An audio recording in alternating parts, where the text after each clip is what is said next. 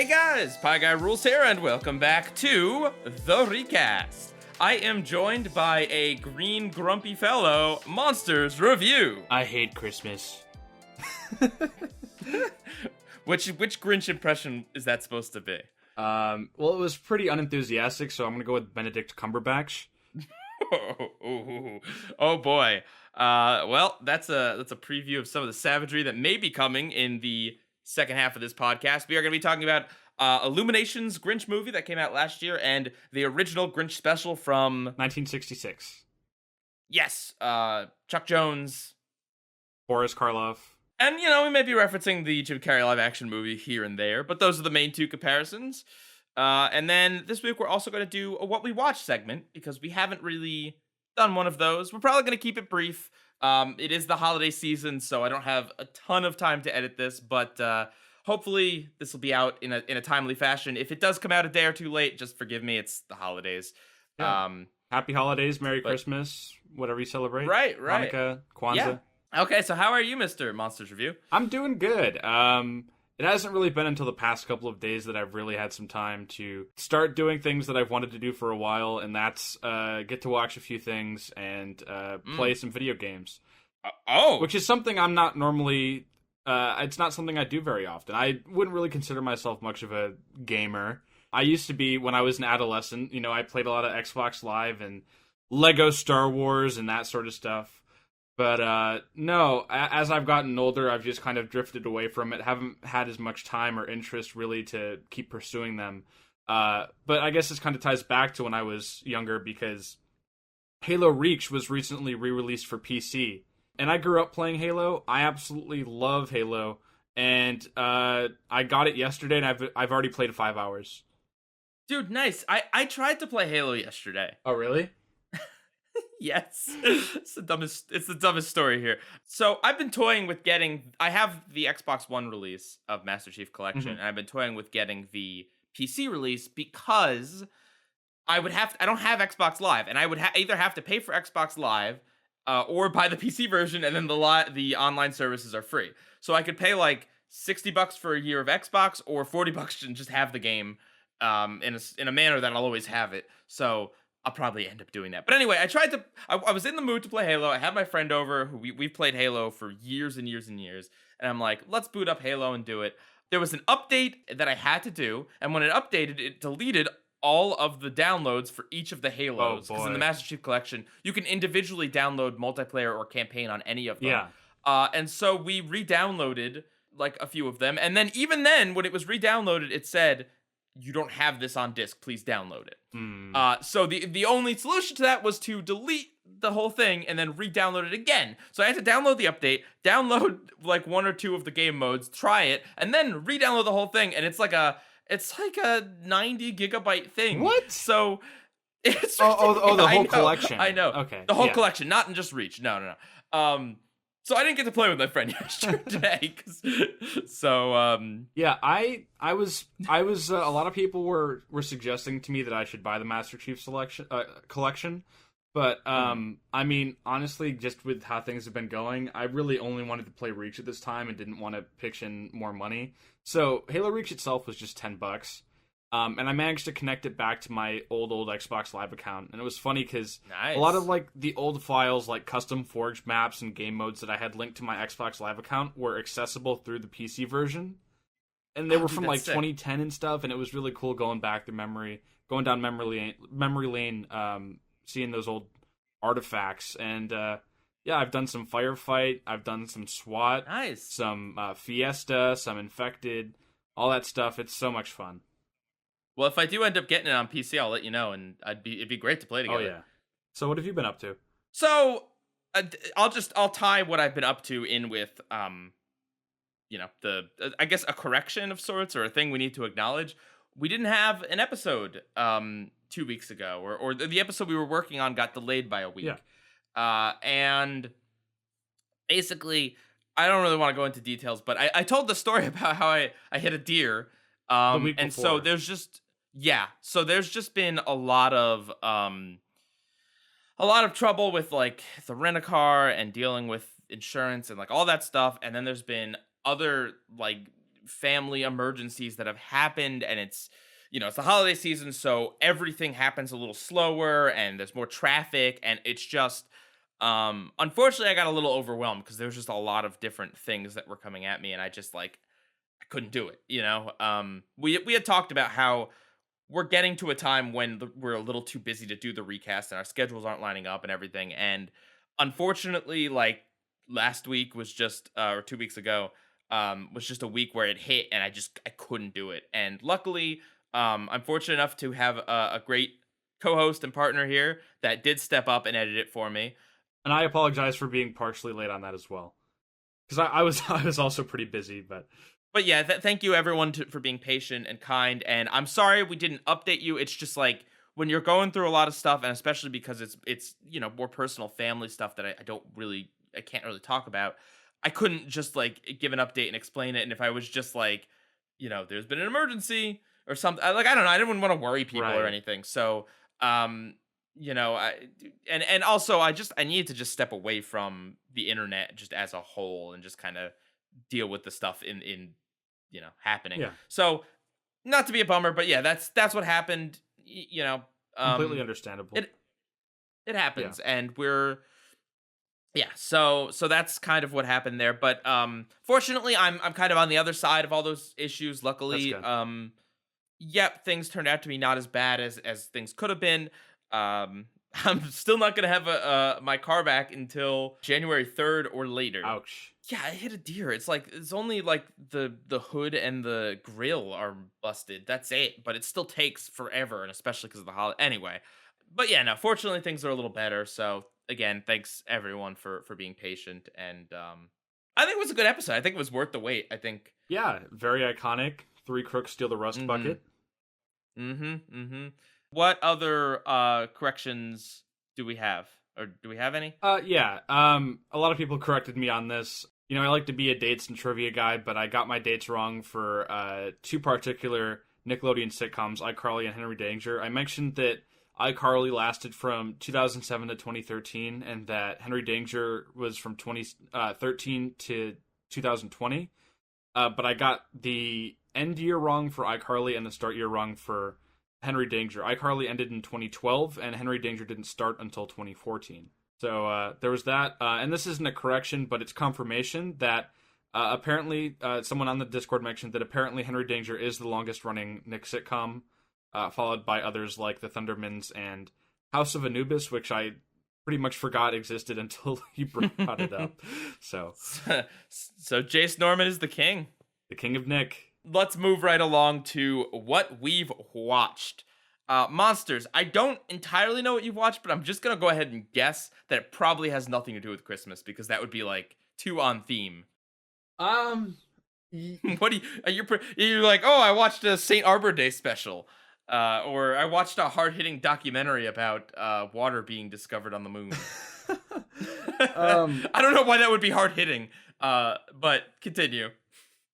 A few weeks ago, actually, I was over at a family member's house, and they had Freeform on, the 25 Days to Christmas or whatever, and there was a movie on called Unaccompanied Minors from 2006 that I was kind of watching on and off. That's really the only Christmas-related thing I've watched. But what I have seen is, I'm not caught up, but I've seen, I believe, the first 5 episodes of The Mandalorian on Disney+.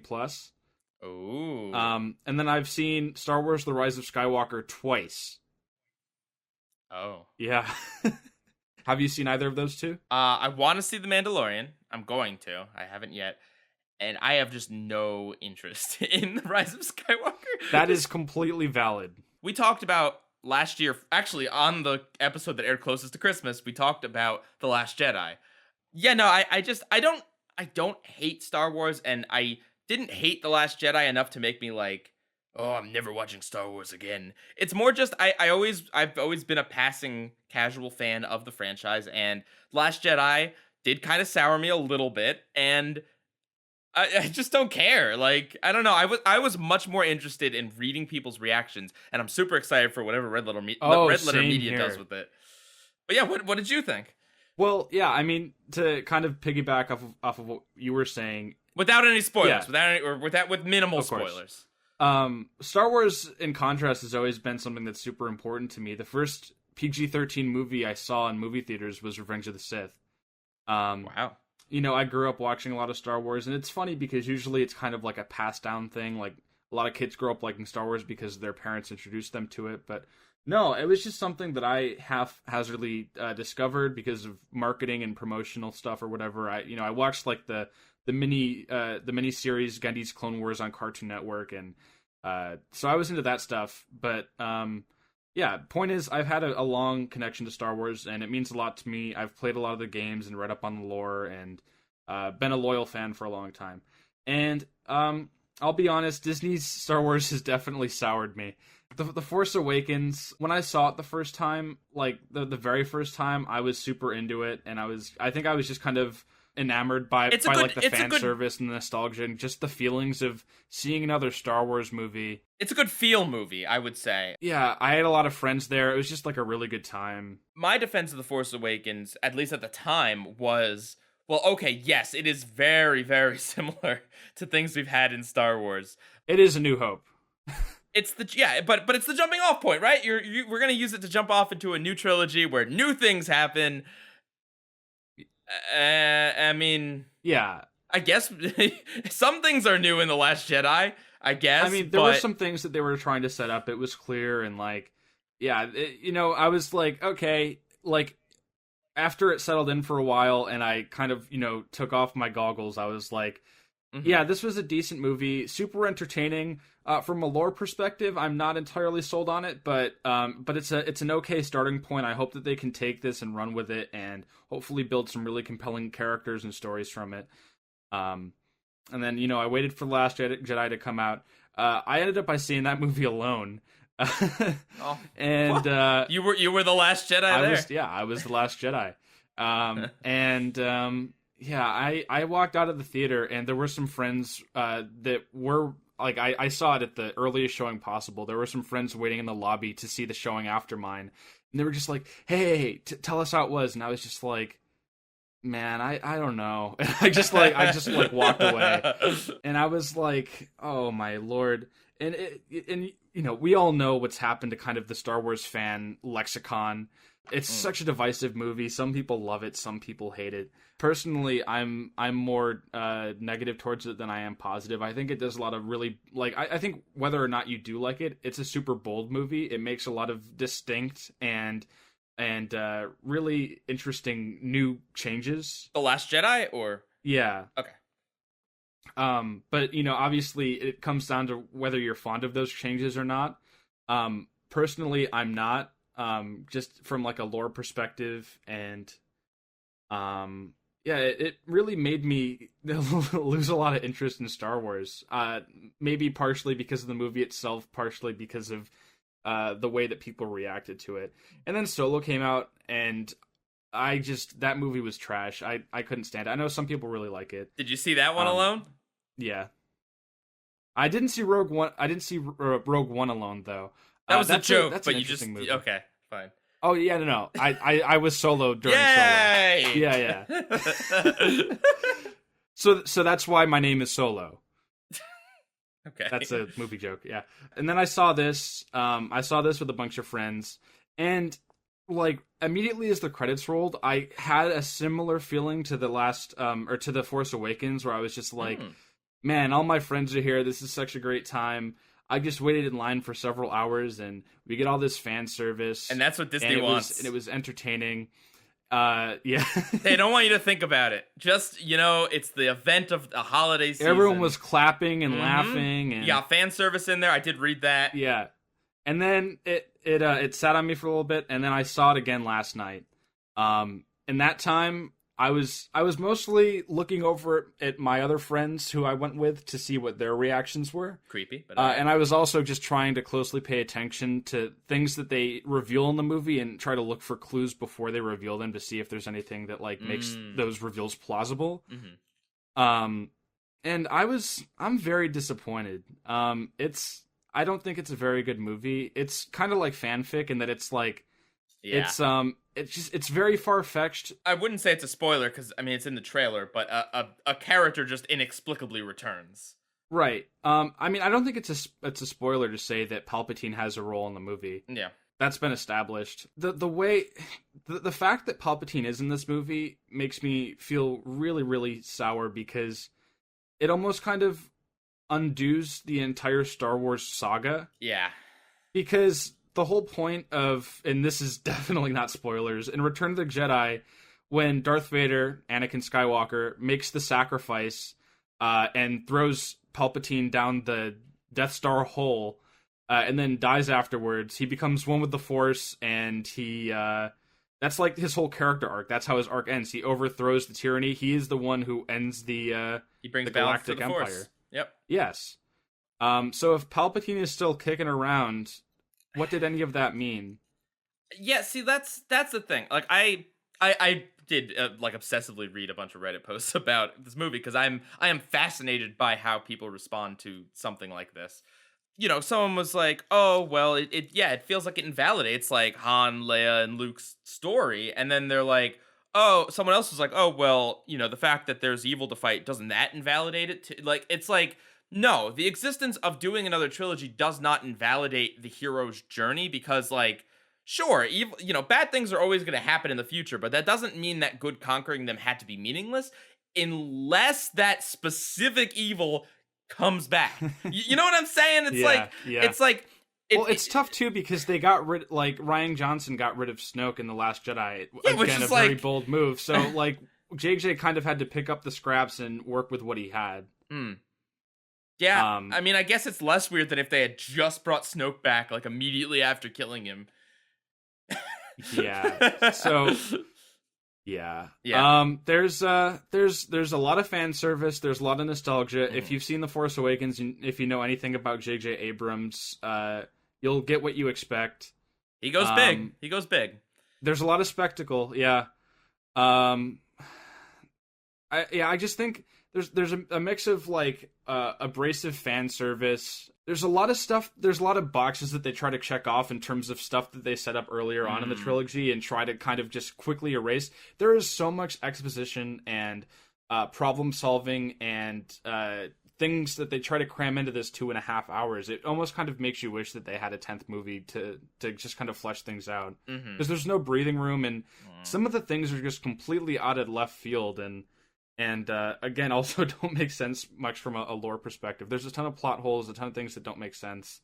I also heard that there's like some characters that just, if you track their journey, like characters that appeared in The Force Awakens, if you track their journey across the 3 movies, it just doesn't mean much. It doesn't add up to anything. A lot of them were set up to mean something in The Force Awakens, but then they're just kind of left dilly-dallying around or accompanying Rey and Kylo Ren. Right, well, to give a good example, from The Last Jedi, or from The Force Awakens to The Last Jedi, the pilot dude, what's his face, that meets up with Poe Finn. Dameron? Yeah, that guy. In The Force Awakens, you get the feeling like, okay, he's not in this movie a lot, but, like, he's still he's one of the main characters, and he's probably going to have something really important to do in the next movie. And then The Last Jedi comes, and I couldn't even tell you what he does in that movie. He's suspicious, right, of the lady. That's, like, what he does. And I don't Admiral know. Holdo. Yeah. I don't know Admiral Holdover. I don't know what he does in the third one, but, like, you know what I'm saying? It's like, not very important. Right. I mean, he is pretty funny though. He probably is one of the better characters. Does Baby Yoda appear? Unfortunately not. But there is a small character named Babu Frick, who is the best character in the movie. If they release a plush or any sort of merchandise relating to Babu Frick, I will buy it immediately. You frickin' fricks. Are you kidding me, Monsters? I bet you they released I'm not joking. 6 I months love ago. Babu Frick. He is single-handedly the best part of this movie. Dude, they have a Star Wars merch day where they drop the merch for the new movie before the new movie comes out. So you have no idea if you're buying a Jar Jar Binks character that you're gonna hate or like a beloved soccer ball BB-8 boy. Oh yeah, Babu Frick is one of the best one-off characters of the entire Disney Star Wars. Okay, hands down. All right, I'm worried. But yeah, no, there's some cringy quotes. Nice. Just some. I expect more out of Disney, and I expect more out of Star Wars. Possibly the most coveted blockbuster movie franchise in existence. It just felt super rushed and not well thought out, and it's disappointing because they've also been marketing this as the last Skywalker saga movie. So if this is the way that things are going to end, it's not very strong. Do you think there could ever be another good trilogy of Star Wars films? Yeah, Yeah, I do. The Mandalorian, again, I haven't seen it, but people have been raving about it. I think that proves that in the Star Wars universe, you could certainly have a story that's interesting and developed and not the same thing again. Yeah, so, well, a lot of people have lost faith in the movies. The Mandalorian exists, which is an amazing TV series. I've seen the first 5 episodes. Super cinematic. The characters are just so well written. The action is very tasteful. It's so interesting, and it's so engaging. I love The Mandalorian. And the new season, or the rebooted season, or revived season of the CGI Clone Wars series is coming out this February. Nice. So I'm also looking very forward to that, because that's also a very great series. Nice. All right. So that's very interesting. Yeah, I'm sure there's been no shortage of Star Wars rants in the past week or two. Mm-hmm. So what have you been watching? A few things. I just watched a little bit more Steven Universe Future. I didn't realize they were releasing it weekly, so I had a little catching up to do. Oh, really? But yeah, no, I don't really want to talk about that because it's spoilery. But it's good. It's good. It's been good. It's been funny and good and interesting. I really dig it. But the one thing I did want to talk about was I saw A Muppet's Christmas Carol. Ooh. We almost talked about this last year. I don't know if you remember. Before we decided like Looney Tunes and Disney, we were gonna weren't we gonna compare like Muppets Christmas Carol to Jim Carrey Christmas Carol or something? To Jim Carrey? That's Jim Carrey. What? Yeah, doesn't he play Scrooge in the Robert Zemeckis one? Oh, yes. I'm sorry. Yeah. Yes, correct. Jim Carrey is all over this podcast. Yes, I don't know. We were gonna do something, but Muppets Christmas Carol was kicked around, and I finally seen it. I've seen clips and stuff, but my girlfriend really likes this movie and watches it like every year, and I'm like, hey, let's watch it. It's on Disney Plus, and she was so excited. Holy cow, this is a really good adaptation. Like, it is, dude. It's a really good. Who plays who? Okay, so really bold choice. They get Michael Caine to play Scrooge, not a Muppet.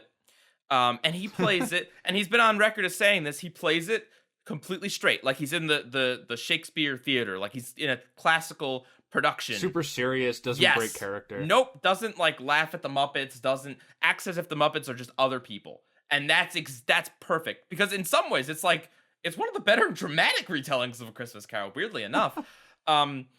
So there's him. So Kermit is Bob Cratchit, of course. Mm-hmm. Miss Piggy's his wife, and then they have kids that are pigs and frogs. They get Beaker and Bunsen as the two who are trying to raise money for the poor at the beginning. They get there's just like a human playing his nephew, and then Fezziwig is Fozziwig. His old business partner, in this case partners, are Marley and Marley, played by Statler and Waldorf. And they just heckle him in a song. It's great. Gonzo and Rizzo the Rat, they're like the narrators. So so what's cool is you get your goofy voices like introducing the movie. Well, I mean, kind of. It's like, I don't know. They serve to break up a little bit some of the dramatic tension, but they actually leave the movie at one point. They're like, well, things are gonna get serious. We'll see you in the final act. But yeah, no, it's a musical. There are songs. How old is it? Like late 90s, something like that? Yeah, I think the 94, I want to say. It's in the 90s. It was after Henson had passed. It might have even been the first Muppet movie after Henson had passed. I think he passed in 91. Yeah. But yeah, no, there's some really impressive stuff. At one point they have Kermit like dancing down the street, like you see his legs. I don't know how they did it, but it's really good. No, I mean, I'm serious. It's impressive. They have the characters sledding, and they're still talking. I'm just imagining like his janky legs like moving around. He's got quite the pep in his step. Just kind of like wobbling as he's like moving forward. They do some fancy stuff. One of the creepiest things, and my girlfriend tells me this wasn't as creepy on VHS, but apparently like the crystal clear 4K or whatever makes this creepy. The Ghost of Christmas Past is played by a little girl Muppet, excuse me. And she's got like a little British girl voice that's supposed to be like charming, but it's creepy as all get out because the puppet was puppeteered underwater to give her a ghostly effect. And her face just looks like uncanny. I don't know. I mean, it's good creepy. I don't know if it was intended to be creepy, but it's very interesting. I mean, you know, Christmas Carol, you know what the story is. They don't take any big left turns in it. It's good in the dramatic sense, but it's also a funny Christmas Carol. It's got good songs. It's good Muppety humor. Some really ambitious and impressive shots. The whole like set that they're on is really ambitious, and yeah, no, it's just really good. It's on Disney Plus. I don't know. One day I'll have to sit down and rank like all my Christmas carols, because I love A Christmas Carol. If it's not apparent, I think it's one of the greatest stories of all time. It's very iconic. Yeah, it's got everything, right? It's got Tragedy. right, tragedy, the spirit of Christmas, darkness, death, a good lesson, Nostalgia. Yeah, I mean, and it's if you're talking, if we were to rate quality of a story and how many times it's been retold in how many different ways, A Christmas Carol would have to be like up there. Yeah, up there next to like, I don't know, The Tortoise and the Hare or something. Like Aesop's Fables. But this is a really good version, so I highly recommend it. Yeah, I've heard great things about it. I don't remember the tweet exactly verbatim, but like there was a tweet I saw last night, and it said it was comparing the Muppets Christmas Carol to like another version of the Christmas Carol, and it was just like, here's why it's better. Has Muppets and like a few other reasons. Yeah, I still haven't seen the Jim Carrey CG one, but from everything I see, it's just like, it looks creepy. Just don't.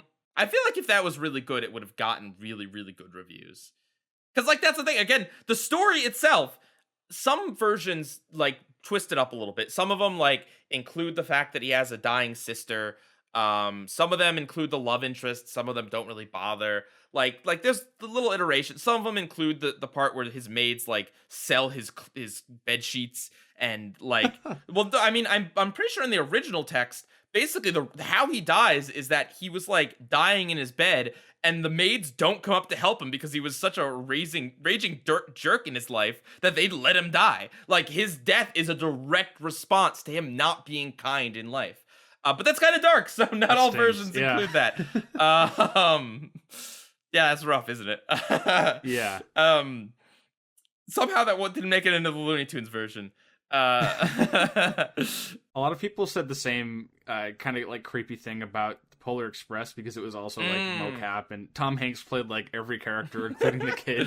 I don't think it's aged that badly. Like, the animation's not the best, but it's a really interesting tale. I've never seen it, honestly. You've never seen the Polar Express? No, wow. I know what it is. I've read the book. Well, as a child, not like, Have you not seen the iconic hot chocolate scene? I'm pretty sure there were some memes going around about this movie a few years ago. I'm sure I've seen something. Okay, so we're going to go on our little break, and when we get back, oh boy, you're a foul one, Mr. Grinch. Dun, dun, dun.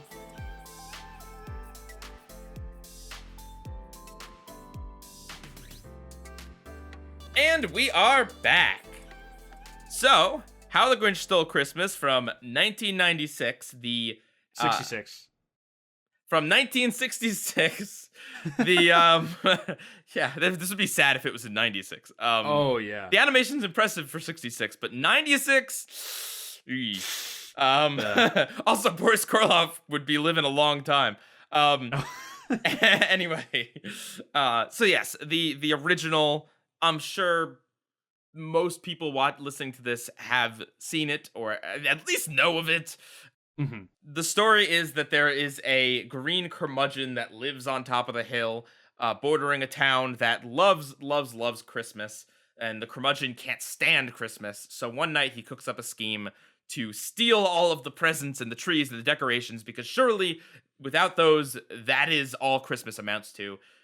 He enacts his plan, and it turns out that you don't actually need presents or decorations to feel the warmth of the holidays. Just other people. Yeah. Togetherness. And then he, his heart grows. His heart grows, and he does the honors of cutting the roast beast. Correct. So yeah, I mean, this is about as classic as classic gets. I mean, it's animated by Chuck Jones, which, like, I feel like knowing that, it's very easy to see it if you know anything about, like just in, like...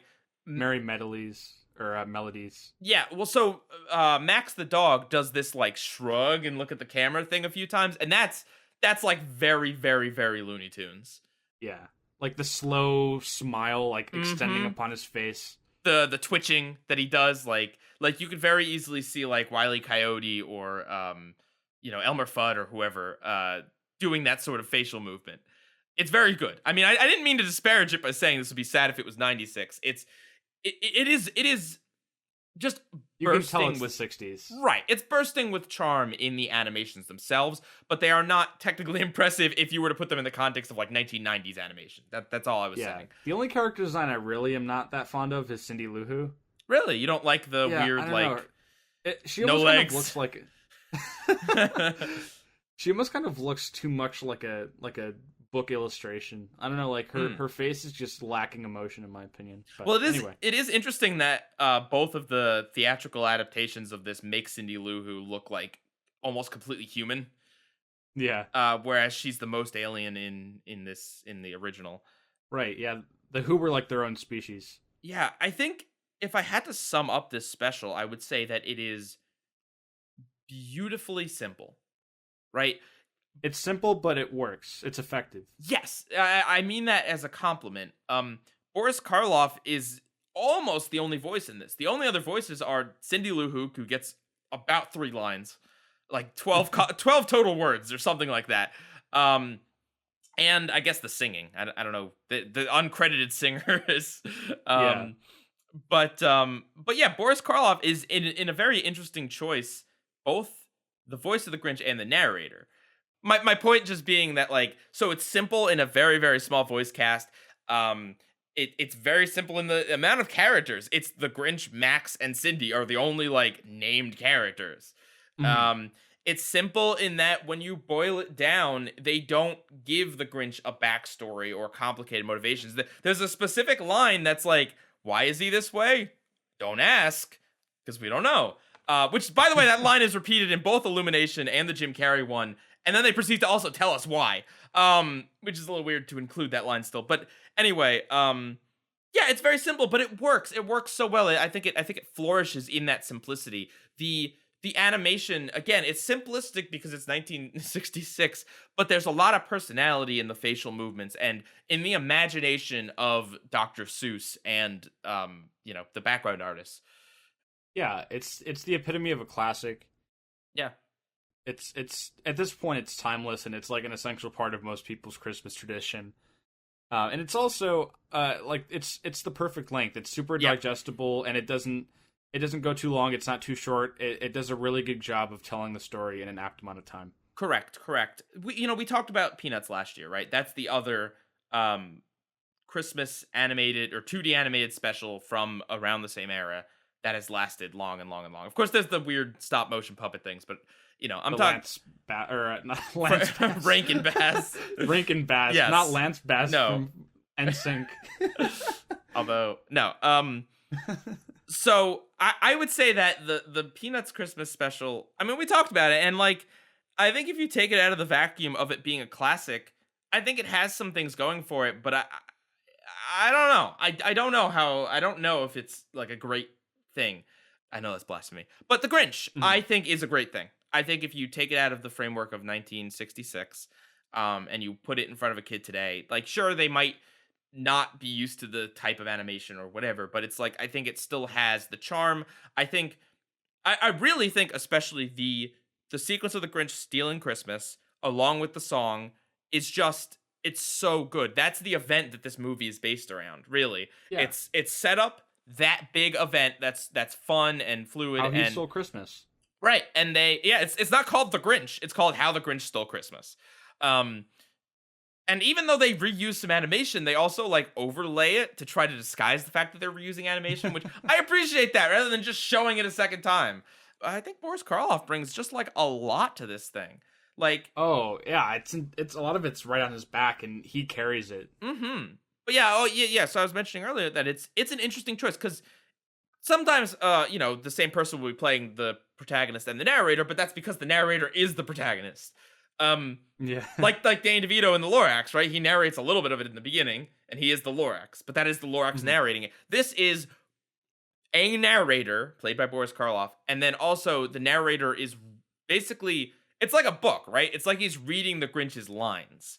There is a different intonation when he does narration versus when he does the Grinch. The Grinch is definitely a little more like personality based, whereas the narrator is more casual. Right. The narrator is more I am narrating a story with gravitas. And I almost wonder if he was supposed to narrate Cindy Lou Who too. Like, not play her as a character, but like read her lines like he's reading a story. Maybe they tried that and that just seemed too weird, so they didn't do it. But isn't it kind of weird that she is the only one that actually gets a different voice? Yeah. I'm not saying it's a problem. I'm just talking about it. It's interesting. Like, criticism wise, I don't know really what to say. I mean, there are some coloring errors, which is to be expected for the time. Some things with the animation, just minor things. Yeah, like some of the looping doesn't always work. But no, I mean, I don't. The music is good. Yeah. It also captures the Grinch's essence really well. Yes. Which is crazy because, like you mentioned, like it's Boris Karloff is playing like everybody, but like no, like he does a really good job of capturing. Like he's very conniving, but he's also, you know, he you can tell he's kind of trying to hold back any sort of emotion, and you can really believe it when he has exchange of heart and you know, takes in the Christmas spirit. Mm-hmm. I guess, okay, here's one thing I will say, and this will line up with the Illuminations. By today's standards, or I mean, I don't know, maybe even by then standards, like, I 100% am on board with the message of Christmas. You know, you don't need gifts, you don't need decorations. It's cool to have those things, but you don't need them. You just need other people. You need the warmth of the holiday and kindness. But it is a little weird that it's just literally they just walk outside and then it's like, well, let's celebrate.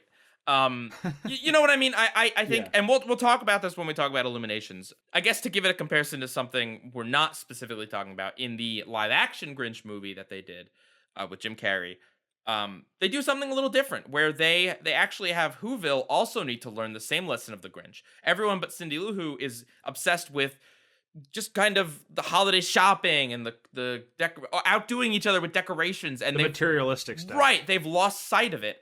And so when they all come out after the Grinch has stolen their stuff, they're not immediately like, "Hey, let's start singing." They're like, "Well, I knew this would happen. That Grinch would do this to us, and it's awful, and he's ruined Christmas." And it takes Cindy Lou Who to say, "Wait a minute, we don't need that stuff to have a good Christmas."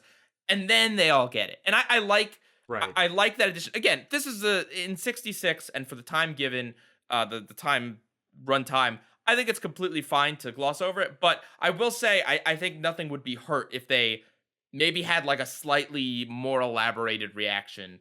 You know, maybe have someone be sad and then like, wait a minute, we don't need this stuff, as opposed to just they are pure beings who are above commercialism. Right.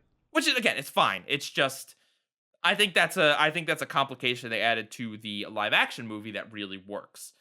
Yeah, I really dig the live action movie. I love Jim Carrey. Same, absolutely. I love how wacky it is. They completely embrace the campiness. All right, well, yeah. So you know what? Let's just do a little mini discussion about the live action one. Just because I am gonna reference it back a little bit, or quite a bit, with the Illuminations, because essentially when you're taking something that's only like 23, 25 minutes and turning it into an hour and a half movie, you have to add something to it, right? You have to add some level of complexity somewhere. Gotta flesh it out, right? And in the Jim Carrey version, what I really like this movie. I think it's great. Honestly, it was a great movie. I was afraid that I wouldn't like it because there's been some negative reviews of it, like on the internet in the past few years. But no, it's immensely stylized. Just everything, the sets and the costumes, it's over the top to the nth degree, and that's not. It's like Raimi's Spider-Man. Right, that's not going to be for everyone. But I find it amazing, and I find it at least ambitious. Even if you don't like it, you have to see that this wasn't some cheaply thrown together cash grab. Excuse me, tickle in my throat. That was sarcasm. Yeah.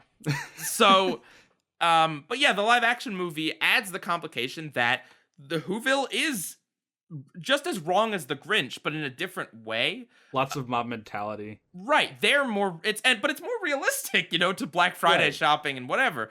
They add a villain in the mayor, and they also add a realistic depth to the Grinch's character, which is strange because he is like an over-the-top cartoon character, but they give him a backstory in, you know, he was an outcast, he looks weird, and then kids bullied him, and he basically just shut himself away.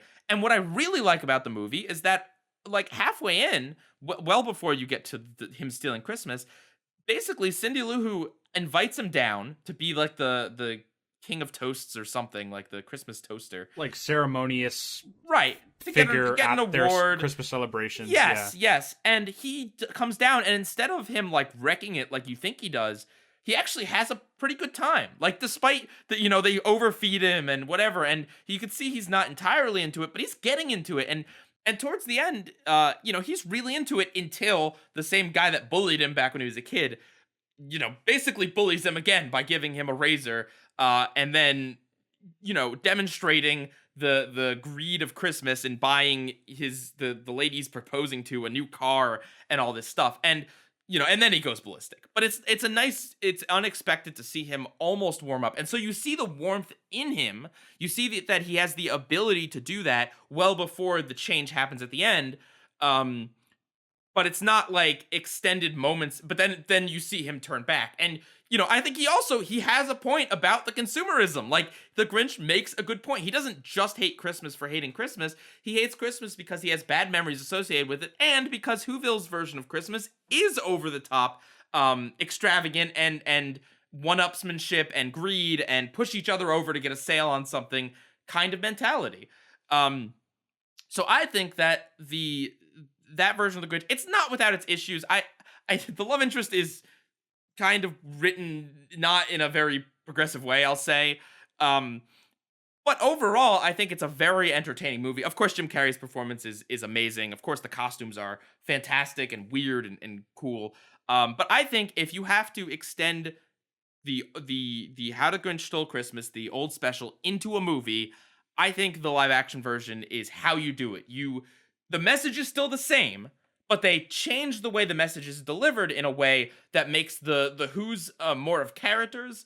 That gives, like, Cindy a nice little arc about how she's feeling lost in Christmas, which is a very relatable and kind of sad thing, that she's getting older and doesn't feel the magic, because now she's wise to some of the more cynical aspects of the holiday. I think it's very clever. Yeah, I can't really put it any better than you did because you just watched it. But from what I remember, Jim Carrey, his timing and physical expressions, and he just really commits to it. And I really can't imagine anyone else portraying a live action version of the character. He's just got like the snarkiness down, and there's a sense of creepiness, but also kind of grossness. Like, remember him eating something really nasty, right? Banana peels and stuff. Yeah. So, like, he really embodies the character, and I'm so glad that they cast Jim Carrey in that role. Yeah. And also, yeah, the all of the production design is super elaborate. I'm sure it's pretty difficult to recreate the Dr. Seuss set pieces in real life. Yeah. So the fact that they made whole sound stages and sets full of that sort of stuff is really impressive to me. Mm-hmm. And there's all sorts of neat little ideas that they put in, like that there's the garbage chute, and basically all the stuff gets shot up to him, and it's also a convenient way for the characters to get up and down the mountain. I also like the beginning of the movie where Cindy's brothers are like climbing the mountain with their girlfriends, and they're like, oh, the Grinch is just a myth, like, that's not real, and then they find the door, and then he scares them off. Whoa. Like, yeah. like, there's just, I don't know, there's just a lot of really neat touches. Again, I completely understand if someone wouldn't like this, because it does have like some gross out humor and some dirty jokes and stuff, and I don't know that that's entirely in the spirit of Dr. Seuss. Yeah. But it's different. Like, at least they took liberties, at least they made differences. And on that note, Illumination presents Dr. Seuss's The Grinch from 2018. Yep. So, in this version of the film, the Grinch just kind of futzes about for a long time. Yeah. Ordinary citizen, I guess, kind of. Yeah, I don't know. He, like, goes down and just chills with... Nobody really, like, acknowledges him. He's just kind of, like, out and about. Does his own thing. Yep. Which is kind of funny, because I do think that this movie borrowed a lot from the Jim Carrey version, but not in a good way. Like, in the Jim Carrey version, he goes down to be amongst the people, mostly just to scare them and mess with them. But in this one, he goes down to get food, and he kind of messes with them a little bit too. But they spend about a half hour like establishing the Grinch and the Who's. There's also Cindy Lou Who she she's got like a single mom for a mom, and she's overworked, Hardworking and single mom. so she wants to get a message to Santa, and then like it's like an hour in, the Grinch finally steals Christmas, and They try to trap him. yeah, he talks with Cindy, and okay, so here's the thing. Here's the thing, dude. I watched this movie like 3 hours ago. Mhm. I made the mistake of watching this one first, before seeing the special and before watching the Jim Carrey one. This is actually the one that I watched first, too. I'm having a hard time remembering this movie because it is just There's a lot that goes on that's not important. Oh god, yeah. I mean, I don't know if I'd say a lot goes on, but look. Remember Fred? Oh god. So I don't know where to begin on this. This movie is inoffensive in the sense that if you have young children, I could recommend this as something that they would watch. Yeah. I don't think they would love it because one of the many issues is that there's no jokes in this movie. No. Like, and also long periods where like very little happens. But it's pretty, I guess. So take your 1-year-olds. There you go. If you like goat noises or the Grinch dancing in booty shorts, then okay. Well, at least if you think your kids will find that I funny. can give it that the booty shorts thing was at least like the only example of like a modernism in this movie. I was a little afraid they would Lorax it and try to like insert modernisms into it, and they don't really. Yeah. Luckily, they don't really do that. But no. Well, when I say there's like no jokes, I don't mean like I didn't find that funny. I mean, like, okay, there's like a part where the moose like pulls him and he gets hit with a tree. Like, that's a joke. And then, like, there's crunchy snow at one point. Like, they're stepping and the snow's loud. The dog that he's trying not to wake up. Right. The guard dog. Like, I'm not saying there's no humor in it, but like, for a movie that seems to be appealing to younger audiences, it seems to be lacking in like like humor. Like, again, not stuff that I laugh at, just jokes. Like, I got really bored with this movie because here's the thing. You know the Grinch is going to steal Christmas. Like, you know what's going to happen. And so, but there's so much fluff in like the first hour of this film that it's like I just badly want them to get to him stealing Christmas. And then, of course, when he does, it's, like, kind of underwhelming. But, you know what I mean? Like, did you have the same experience? Yeah. Yeah, no, it took a while for certain things to happen that you knew were going to happen, but you almost just kind of waited for them to happen, and the stuff that was in between wasn't that interesting. Right. Like, the Jim Carrey movie had interesting things happening at all times. Like, you knew the Grinch was not going to be redeemed at the festival, and he was going to steal Christmas. But, like, they really engage you, and they really make an effort to try to fool you, like, maybe this story is going to take a completely different twist. Right. But in this one, it really is just like, he's going to steal Christmas. Just wait for it. When you're adapting something into a much longer format, they have to add something. And the Jim Carrey version added like a long backstory, and it added more development for Cindy Lou Who, and made Whoville have to learn a lesson. An additional antagonist. Right. This movie, it's a lot of planning for how to steal Christmas. That's what I've noticed. Right. Because in the original, like there's no, the planning is he puts on a shirt, like he sews a Santa suit. That's the planning, basically. And ties a reindeer thing on Max. In this version, it's like, well, he needs a reindeer, so they have to recruit Fred, who's actually a moose, but he thinks it's a reindeer, and there's like a lot about him recruiting the moose, and get it because he's really fat, right? Yeah, and then they need to find a sled, so they got to steal the sled from his not friend, and then. Max has got to be the reindeer and pull the sled because Fred leaves because he's got a family. And it's just like, I don't care. Like, I didn't need to, like, why do I need a scene of him finding a sled? Like, is that really not something that we could assume that the Grinch could just make or just easily find somewhere? Like really? We needed that whole sequence of him stealing it? It's just... And when you make an adaptation where it's so much buildup of to get to that quote unquote good part, or the money shot, as I call it, the title of the movie, The Grinch Stealing Christmas. It just Right. it didn't feel like it was good buildup. It just felt like I was waiting for it to happen. It never felt too immersed in the movie. No.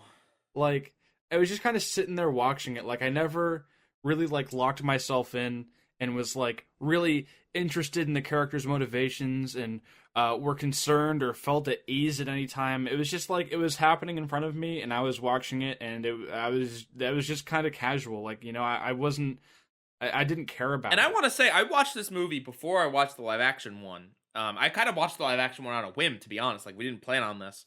And the reason I keep referencing it is because it does feel like they kind of stole things from the live action one, but didn't do it well. Cindy Lou Who in this movie is boring as all get out. She's a perfect little girl who wants her poor overworked mother to have some help around the house, and her big conflict is that she can't get a message to Santa.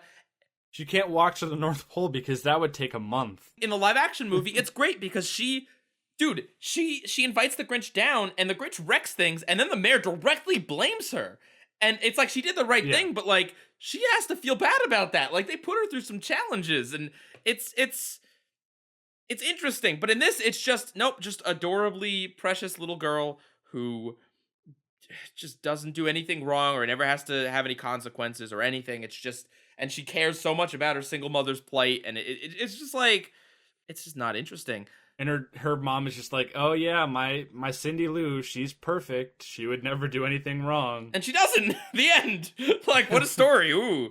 We're also supposed to feel compassion too, or just like shock when all the citizens unite the morning of Christmas and everything's gone, and she's just like, it was actually me. I did it. I tried to trap Santa because I wanted to tell him about my single mom who's really hardworking. Yeah, Santa's gonna punish you for that. Poor Cindy Lou. This is Old Testament Santa. Oh, goodness. All right, let's talk about the Grinch. He has no personality. Why did they cast Benedict Cumberbatch for this? Yeah, where was the connection? Like, Benedict Cumberbatch and, oh, you know what? He would make a great Grinch. Like, I enjoy Benedict Cumberbatch. I think he's great. I've seen him in Doctor Strange. Yeah. I've seen him in Sherlock. I've seen him in a few things. He's a really talented actor. Yeah. But what makes you think him and the Grinch? I don't know. Wouldn't he be more suited to A Christmas Carol, which is like England focused? Yeah, he'd be more of like a Charles Dickens. Right. Well, but you know what?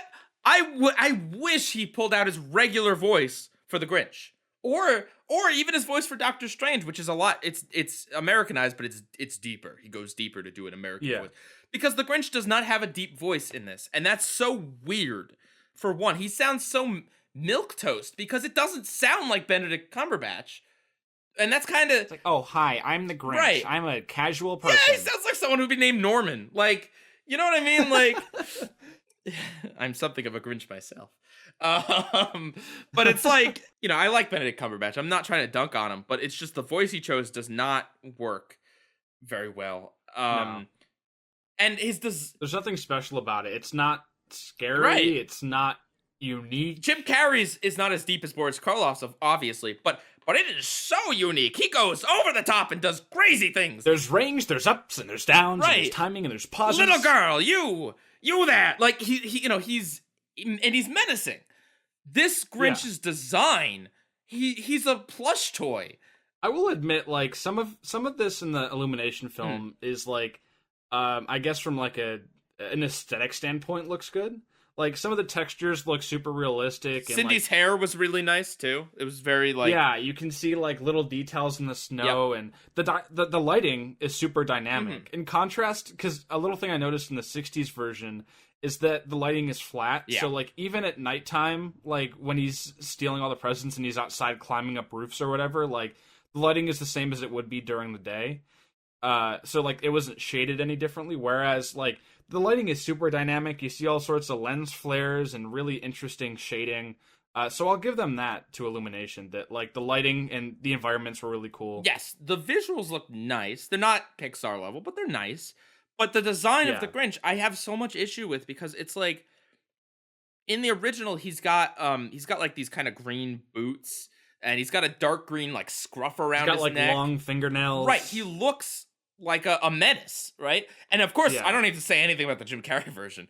But like in this, like all it would really take, you could give him, maybe make his fur a little more spiked and a little less soft looking. Maybe make his fur a little more, just make him just darker green. But you got to do something to make him look more menacing, because He doesn't look foul. he looks like something that could be a toy. He just looks like a stubborn plush. And I'm sure there's a reason for that. Yeah. It's also green. Coming from Illumination, the same people who brought you Minions. And the Lorax. And the Lorax. Yeah. Yeah, and I mean, his personality, it's like, why is the Grinch apologizing to things? Like when the goat shows up, he's like, "Oh, I'm sorry, little goat. I did not mean to disturb you." Like, why does he apologize? He's the Grinch. There's also the whole precursor to like before he embarks on his Christmas theft adventure. Fred's like significant other and child show up, and then he sees the two, like them all like grouping together, and he's just like, "I get it, Fred. You can go. Happy holidays." It's so dumb, because I see what they're trying to do. They're trying to foreshadow it, right? Because in a good story, you foreshadow things. You don't just have the character heart change just out of nowhere. It works in the 66 version because it's short and it's simple and it's sweet and it's to the point. But if you're elaborating on it, you do kind of want to do something more with it. They do it in the Jim Carrey version by having him have a good time at the festival. But in the Jim Carrey version, he's a crusty jerkwad all the rest of the time. Yeah. In this one, he does do some mean things, and he's like got an evil laugh, and like that's cool. But then like other times, yeah, he apologizes. He's really sweet to Max and the moose, and it's just like you could foreshadow it in a way that doesn't make him seem less intimidating. And I guess while we're on it, his backstory is dumb. Mm-hmm. I'm sorry, like, and again, this is something stolen from the Jim Carrey movie, or at least inspired by, quote, that giving the Grinch a backstory to explain, even though they say, "Why is he like this? I don't know, don't ask me," and then we find out anyway. But his backstory is literally he was an orphan. Mm-hmm. That's it. Now, the Who's love Christmas more than anything, correct? Yeah. That's what it's explicitly stated in like all versions. This year they're making it 3 times bigger. Yes, except the orphanage. Everywhere else in Whoville, I bet you the jails are festive. But the orphanage, nope, it's got to be dramatically. There's no Who's or other creatures around. There's no Christmas tree, nothing.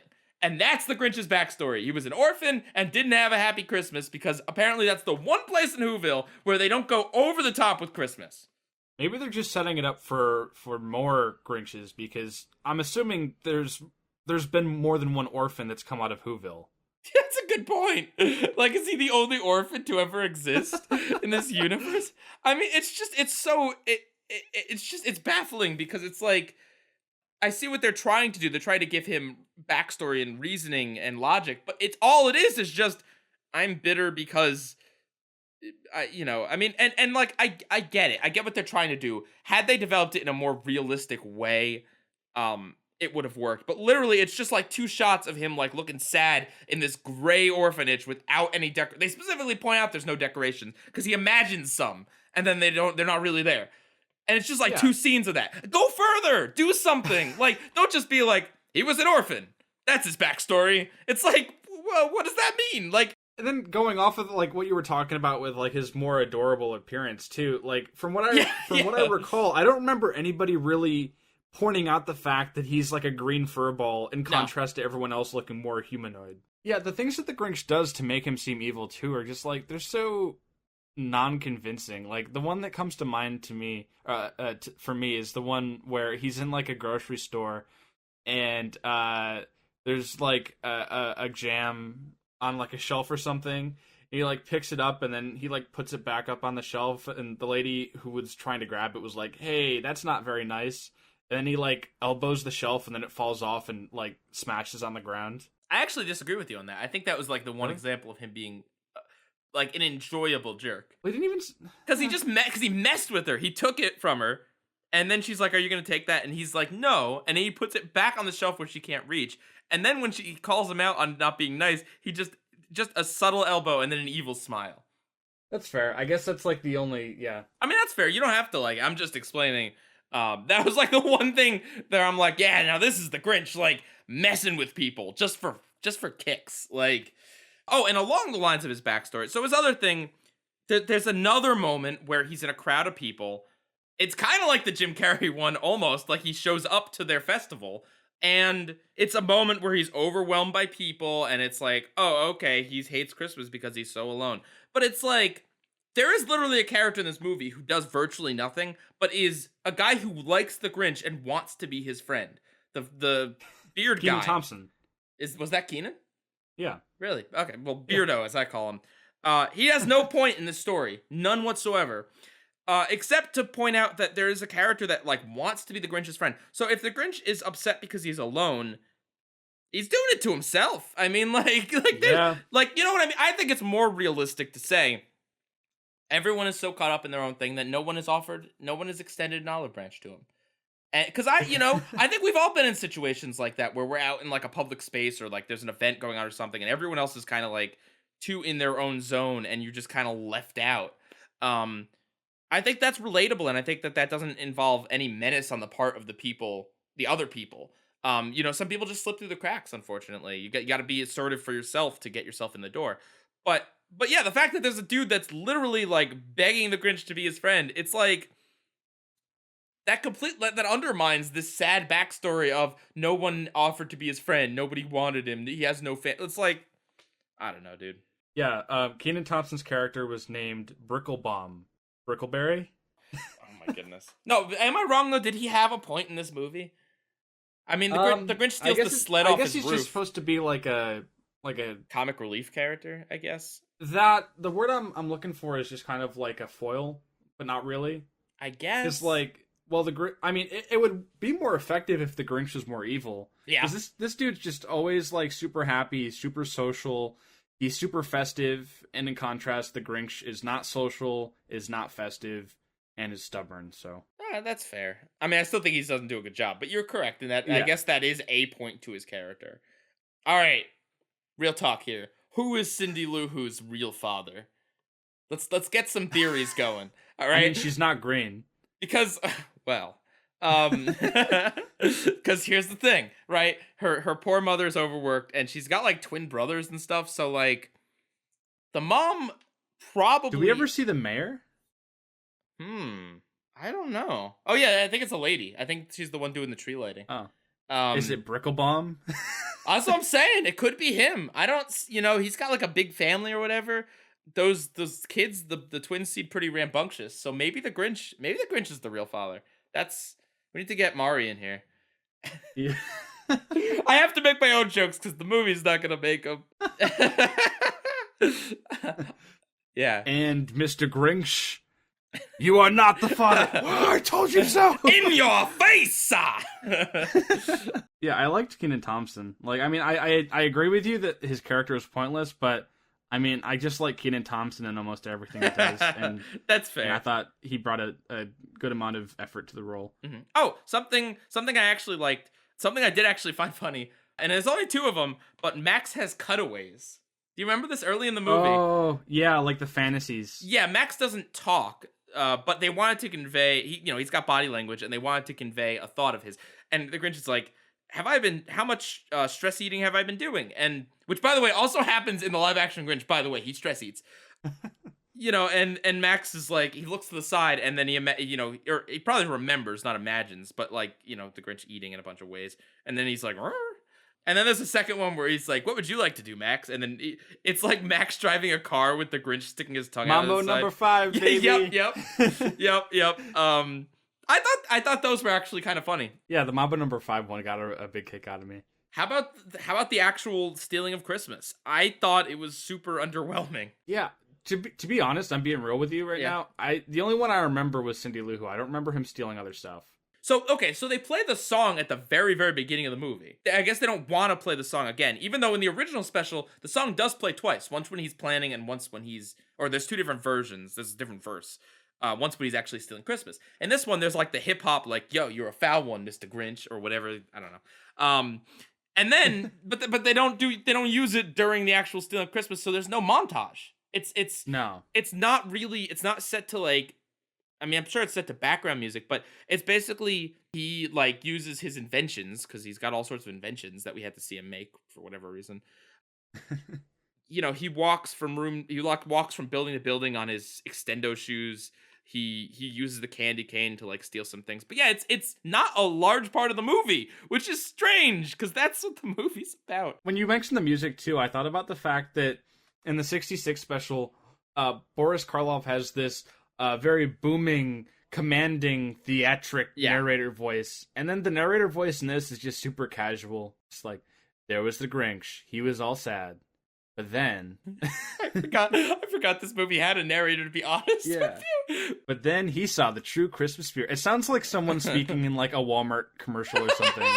It's just like, today we're family on the holidays. And an ironic, in irony, the live action Grinch has a British narrator who sounds very like regal and distinguished, like Benedict Cumberbatch. Yeah. Oh, the Grinch. Like, I guess there's some fun things with, like, he's got the candy cane that can transform into a bunch of different things. And, like, there's a little bit of fun to be had, but it's not... I don't know. It's just it takes so long to build to that point, so you think that they would really go nuts with it and have a crazy montage. And it's just not that crazy. No. One thing I do like, and I don't know if you picked up on this, but I was actually thinking about this movie. All right, and this is actually clever. So... the whole movie, he's got these little flashes of humanity, and he clearly wants to celebrate Christmas, but he's been hurt too much or whatever. At one point, he's talking about temptations, right? Teaching Max and Fred to not give in to them because they got a mission and they're on a time limit. And one of those temptations is cookies. And, he talks a little bit about how, like, how nice the cookie is or whatever. And so the cookie kind of represents the Christmas spirit and giving into just kind of that warm happiness. And so, what ends up being the Grinch's undoing, or at least, what gets him caught, is that he steals the cookie from Cindy Lou Who, because she's the last stop. So I thought that was actually really thematically nice. That shows that, like, it's, he warns about the cookie, and the cookie actually ended up being a threat.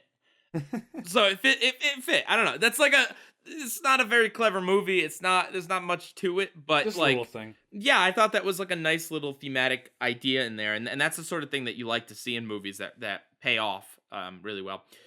Mm-hmm. Another point, they jammed as many Christmas songs into this movie as humanly possible. Yeah. I don't know if you noticed that. Well, it basically starts with a montage of Christmas songs as he's hitting this snooze on his alarm clock. Like, oh yeah, and then it falls, and then there's another one, and yeah, so it just plays like the opening of like 6 different Christmas songs, and then there's carolers. Oh, well, we gotta talk about the carolers. When the Grinch goes to town, there's like these carolers that gang up on him like West Side Story style. It's kind of funny, but it's also so the song they sing is I forget what I don't know the name of the song, but it's one where they mention Christ saving them from Satan. And, like, that language... so much for a secular holiday. Well, that language mixed with them aggressively ganging up on the Grinch, all I can think about is, like... I don't know, there's some weird, like... They remind me of people I've seen at fairs before who hold up signs and say you're going to a certain place if you don't do a certain something. Yeah, they look like a cult, to be honest. I'll be blunt. The fact... they should have chose a different song. That's all I'm saying. Yeah. It was I guess it was mildly funny, I don't know, to see them ganging up on him, but... They really, I don't know, they kind of oversold the joke because it's like, there's no reason why they would be like this aggressively ganging up on him. Following him, I guess, but like, I don't know, it's a little weird. Okay, what was the point of Cindy's friends? More characters? Right? It's like, they don't even do a small thing. Like, okay, she's got her best friend, and she needs a character to talk to. That Rupert dude? Right, yeah, the Weasley. Mm-hmm. Fair enough. That's fine. But then she has like a gang of 3 other kids. I don't even know if they say their names, to be honest with you, because they literally show up in like 2 scenes. It's she recruits them to help, and then she needs them to help set the trap or something, but we don't even see them setting the trap. They're just there as they demonstrate the trap on the redhead kid. It's like they're just completely pointless characters. Yeah. No, I agree. It's sad because, Like a part of I'm still trying to like figure out why this movie exists. money. Yeah, no, that's exactly it. They probably made a lot on the Lorax. Oh, without a doubt. So, and what, the Lorax is obscure compared to the Grinch. Mm-hmm. People don't sit around and watch the Lorax every year on Arbor Day. Some people probably do, but hordes of people watch the Grinch in the Christmas season. So I think this was a movie designed to be as inoffensive as humanly possible, because it's not like there's no edgy humor in it. There's no controversial plot points. There's no like really big ups and really big downs. They don't deviate. They don't deviate from the story, right? This feels like holiday movie fodder that they would put on TV. Yeah, it's so on rails, and it's just sad because if this was an original story, I think I'd be like, okay, maybe lukewarm on it. I probably wouldn't be giving it glowing praise, but I'd be like, all right, well, it's pleasant enough. But this is the Grinch. It deserves better, right? It's one of the most iconic Christmas specials, and to go through the trouble of remaking it, even though it already had a theatrical version, okay, fair enough. It was years and years ago. I'm okay with the idea of doing it in CG. It's never been done in CG. Fair enough. But maybe make it 20 minutes. Yeah, but to take it and make it so safe and boring and not fill it That's with what they could have done. They things. could have made it as like a one-off TV special. Yeah, but dude, I almost I was thinking this I want to ask you the question: did you like this more or less than the Lorax, the CG Lorax? I'm gonna say less. Okay, and I did not like the Lorax. Yeah, see, I was having trouble with that because the Lorax does have story points that I am absolutely against. The whole framing device is just complete garbage. From the villain to the he only wants the seed for the love interest to the dumb chase scene that happens at the end for no reason. All of it is complete trash. The wraparound segments. But I found myself kind of digging the actual Lorax parts with the Onceler and the Lorax, right? When he was just moving in and everything. I really like some of the songs. I know they're dumb, but they're catchy poppy songs. And I even like some of the weird like Danny DeVito as the Lorax jokes, like that's a woman. It's so bad it comes back around and is funny. So there are things that I find really untasteful about that movie, and of course the fact that it flies in the face of the message of the original. By being super corporate, super greedy and all that. But at the same time, there were still things that I quite enjoyed, and I feel like at least the wraparound segments were a risk, and at least it meant that the actual Lorax part was not dragged out to be an hour and a half. Whereas the Grinch here, like I said, it doesn't undermine the message, the original message in any way. It doesn't. It's not ambitious. Well, what I'm saying is it's not horrendously, offendingly bad at any given point. It's just really boring. It's really boring. And so, it doesn't take a lot of risks. I think I did like the Lorax better just because, even though I think this is probably a better movie to recommend to a more general audience who's not as critical and doesn't care as much, it's boring. And I think that even kids would probably find it boring, to be completely honest with you. I don't know. I'm not going to speak for kids. Right. I don't know if it does as much wrong as the Lorax, but what it does do just isn't as significant. Mm-hmm. Exactly. The simplicity of the 66 version works because it's short and it's sweet, and it was an original story. I mean, okay, so it was adapted from a book, but it was the first time the Grinch story was put in motion. This movie is the third time the Grinch story was put in motion that I know of, unless there's any other adaptations. So it's not, we all know the story. It doesn't do anything new or original, and it's 2019. You would think that it'd be more complex because it's theatrical and it's 2019, and here, it's how many years later is that? 40 years, 50 years, 60 years? Wait, from 66 to 2018?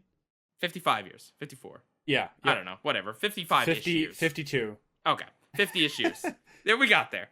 Yeah, I mean, I expect more and I expect better, and it's not. My pick, I think that the original Grinch, of course, wins out. If you're gonna watch if you're gonna watch a theatrical Grinch, I 100% recommend the Jim Carrey version. It's on Netflix currently. It's a load of fun. It's different. You don't feel like you're just watching the same story, but it is at its core still How the Grinch Stole Christmas. Whereas the Illumination film is really, I think it's just kind of fodder. It's fodder to make money. It's there's nothing artistic aside from some of the pretty visuals. There's nothing bold. There's no risks.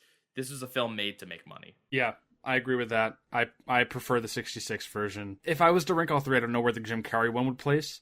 But the 2018 one, I was not a fan of it. Super simple, basic. I will give points because they used a Brockhampton song and Kenan Thompson was good, but and Mambo number 5. Yeah, and Mambo number 5. Kids WB, let's Pokemans. go. But otherwise, yeah, no, it was boring. Okay. All right, so we've got some viewer comments from a guy named Crystal. The 1966 special is pretty much the only way to adapt a book that could easily be read through in about 10 minutes without adding any unnecessary padding. The animation and direction is great for a television special for its time, and the performance from Boris Karloff is fantastic. The Illumination film, however, I don't like at all. There's nothing really Dr. Seussy about it, as the setting of Whoville, the way the Who's act, the designs, and music don't feel like something you'd see from his work. I also don't think the additions to the story to stretch it out into feature length were necessary or entertaining. The comedy was standard, animated kids movie in 2018 fare, even comparing it to the Jim Carrey film. I think that many of the subplots are worse.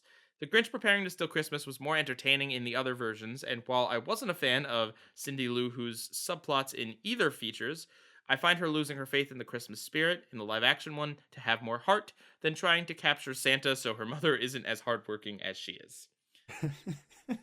Crystal's right that, like, although I think the sets are pretty, like, it doesn't look Dr. Seuss-like. No, not really. All right, you want to take the next one?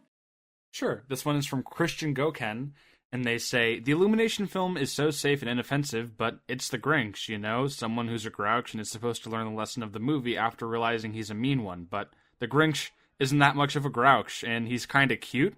They wanted to have their cake and eat it, too. They wanted to tell the classic Dr. Seuss tale, but also make it as kiddie-friendly and marketable as you can. It just falls into mediocrity and obscurity. And by kiddie-friendly, I mean by 2019 standards. Can't make the Grinch too unlikable after all. The classic tale, though, is something that holds up beautifully. You can tell it's from years ago, but the animation holds up well, and the tale of the Grinch is iconic. There's a reason it's so recognizable and why the Grinch song itself is so iconic. Very well said, Christian. Thank you. Yeah. Thank you, Christian. Well, I believe you have some trivia for us. I do have some trivia. It's just you today that'll be facing up against my wrath. Oh, boy. And I have 5 prompts. I need you to tell me, I'm going to list off a word or term that may or may not be from the Dr. Seuss bibliography, and I need you to tell me whether it's an actual word that Dr. Seuss came up with, or if it's something else. Okay, so kind of. So like, I guess this is a skewed version of real or fake. Right, kind of like what I did with the Lorax, naming real or fake Dr. Seuss books. Okay, cool. Hit me with the first one. All right, so the first one is geflupted. Geflupted? Geflupted. Do I get do I get? Can you use it as a sentence? Sure. Man, Pieguy, I gotta say that Grinch movie was really geflupted. Oh no, I don't even know which Grinch movie you're talking about, so I don't know. I'm gonna say it's real. It is real. Hey! It's from the book Hunches and Bunches. The line reads, "That mind of yours is frightfully geflupted." So what does it mean? I don't know. Maybe corrupt? I don't know. Geflupted. Interesting. Okay. Well, you get a point for guessing that correctly. Cool. The second term is schlommy. I think that's a Rick and Morty term, so I'm going to say it's not from Dr. Seuss. Yeah, you're right. It's from the Plumpus. It's from the Plumpus thing. Oh, that's awesome. That's good, Monsters. I did pick that in there somewhere. I was looking at all of the words from the Plumpus transcript, like fleam. Like, should I put that in there? Dude, it's kind of hilarious you bring up Rick and Morty, because almost like when the Grinch in the original is listing off all these like flam flobblers and it sounds like something Justin Roiland would come up with randomly for Rick and Morty. Ooh, I need my goobly goobs from my bubble bow. Yeah, it's like definitely like a Rick and Morty thing. I could use a Rick and Morty Grinch episode. Okay. All right, so you're 2 for 2. Going on to the third one. Fizza Wizza Madill. Fizza Wizza Madill? Yes.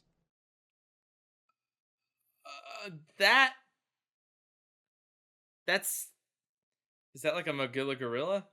I don't know if I'm allowed to tell you. Can you use it in a sentence? You're just gonna use it as the noun in a sentence, aren't you? Okay, I'll say it's Dr. Seuss. All right, you're correct. It's from the book If I Ran the Zoo. I don't have the line on that. So it is like a Magilla gorilla. Okay, I guess so. All right, 3 for 3. Let's move on to number 4. Jog-oons. Jog-oons? Yes. You know what? I mean, Jog-oons.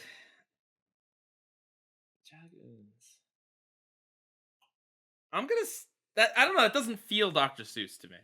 It could be. It might. I don't know. I'm gonna say not Dr. Seuss, though. That's incorrect. It is Dr. Seuss. It's from the book Oh Beyond Zebra. I believe there's creatures called Jog-oons.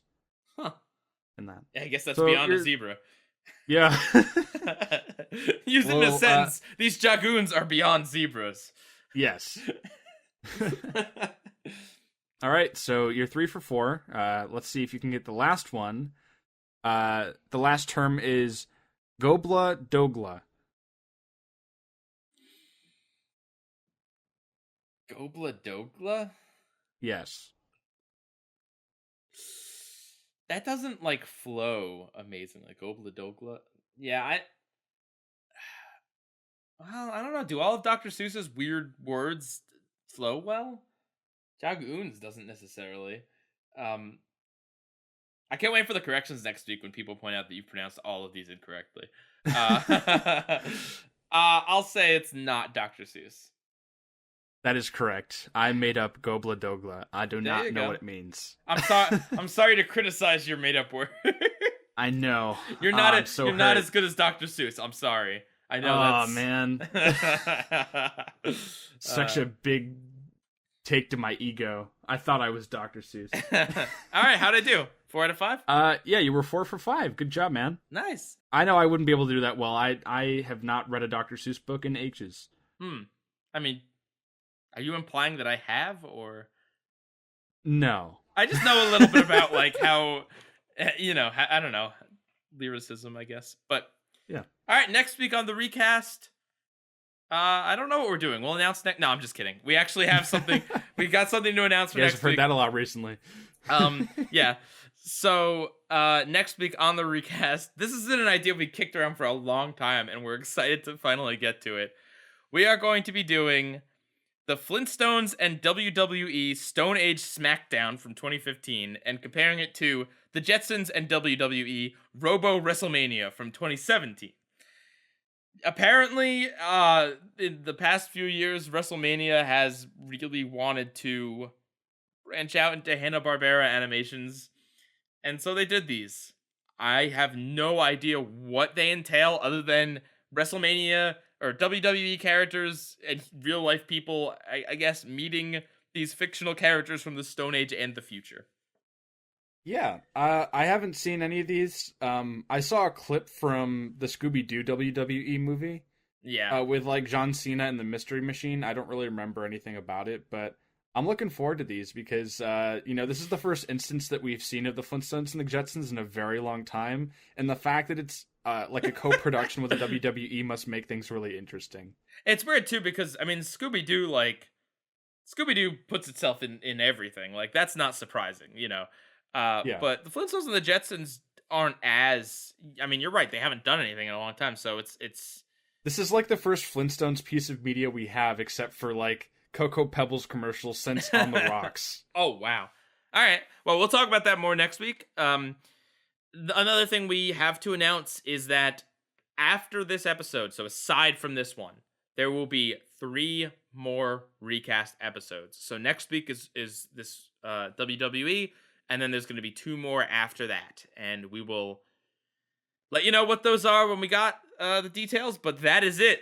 Only 3 more episodes of the recast. I'm filled with so many emotions. I know. Whew. All right. The clock is ticking. Don't say it like that. Your beloved friends Time from is YouTube a construct. will be going away forever. No. I mean, here's the thing. Can we say that the recast lasted for longer than a decade? No, we'll talk about... God dang it, There were some people who told me, see you next decade, and I was like, you're not wrong. All right. Well, with that, we'll see you guys next week. I hope you have a happy rest of your Happy holiday. holidays, safe travels. Yep, absolutely. And I guess we'll see you next... No, yeah, we will see you next year. We will see you on New Year's. The first? Yeah. All right. See you guys next year, next decade. See you guys next year. PIEGUYRULZ out. Catch you guys next time.